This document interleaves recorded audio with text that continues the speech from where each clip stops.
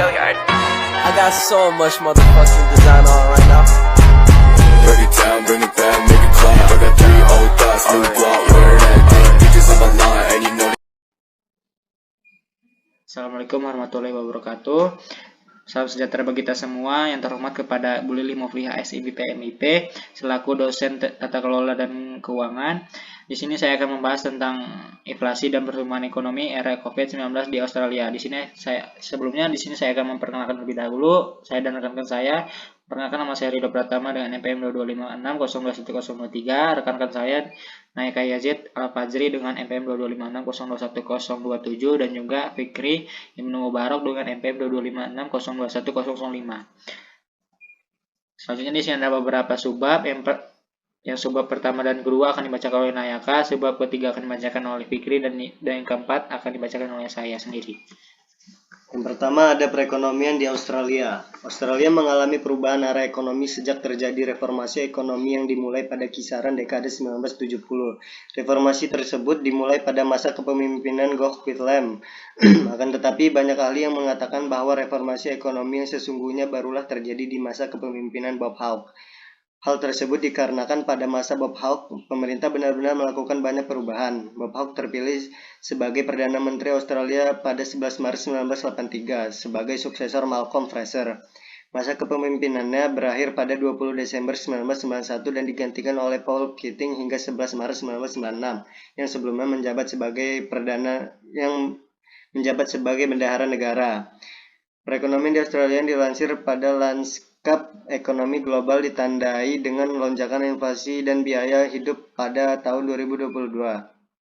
Inflasi melampaui 7% pada kuartal September 2022 dengan rata-rata perkiraan 6-4% untuk tahun kalender 2022. Inflasi yang mendasari yang cenderung menjadi fokus Reserve Bank of Australia atau RBA diperkirakan rata-rata 4-4,8% pada tahun 2022, jauh di atas target inflasi RBA sebesar 2-3%. Yang kedua ada pertumbuhan ekonomi Australia. Dilihat dari Domestic Final Demand dan Gross Domestic Product, pertumbuhan ekonomi secara keseluruhan menguat secara signifikan pada tahun 2021 sampai 2022 setelah pembuatan nol selama tahun 2019 sampai 2020 yang berpusat pada COVID-19 dan penguncian lebih lanjut selama tahun fiskal 2020 sampai 2021.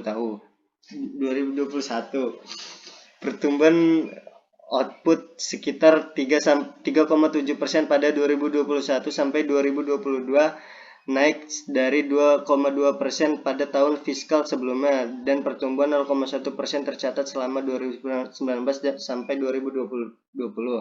Pertumbuhan yang relatif lemah pada paruh pertama tahun 2020 sampai 2021 merupakan faktor utama dalam pertumbuhan akhir tahun PDB yang lebih kuat tercatat untuk paruh pertama tahun 2021 sampai 2022 dengan pertumbuhan tahunan rata-rata turun dari 4,4% pada paruh pertama tahun 2021 sampai 2022 menjadi 3,0% di bagian kedua. Selanjutnya akan dilanjutkan oleh Fikri. Inflasi dan biaya hidup di Australia. Lonjakan inflasi menjadi berita utama pada tahun 2022 dengan inflasi headline domestik tahunan lebih 7% pada kuartal September. Sejak Desember 2021, inflasi turun triwulan telah menembus 1%, mengakibatkan inflasi tahunan meningkat dari 3,5% pada Desember 2021 menjadi lebih dari 7% pada akhir 2022. Meningkatnya inflasi mencerminkan faktor global dan domestik. Secara global, perang di Ukraina berdampak signifikan terhadap harga minyak dan gas.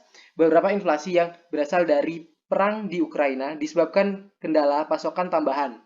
Sebagai besar dari inflasi yang dihasilkan juga kemungkinan berasal dari ketidakpastian ekonomi tambahan yang dihasilkan oleh perang.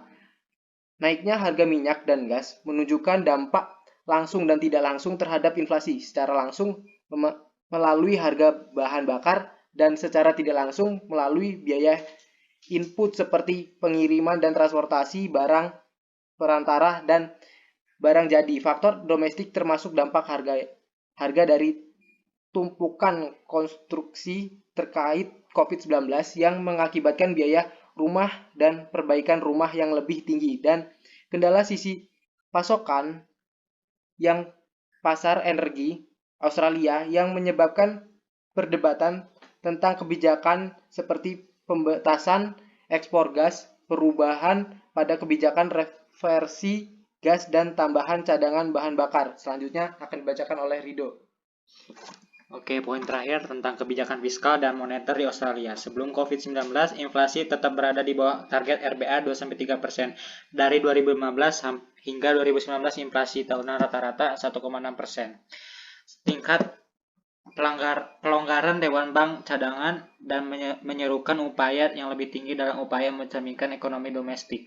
Pergeseran inflasi yang dimulai pada tahun 2021 sebagian besar tidak terduga. Misalnya RBA memperkenalkan target 0,25% pada obligasi pemerintah 3 tahun pada awal 2020. Target ini diulang beberapa kali sebelum diturunkan lebih lanjut menjadi 0,1% pada November 2020. Target tersebut menyiratkan keyakinan bahwa inflasi akan tetap rendah sampai setidaknya 2024. Pada November 2021, target imbal hasil dihentikan.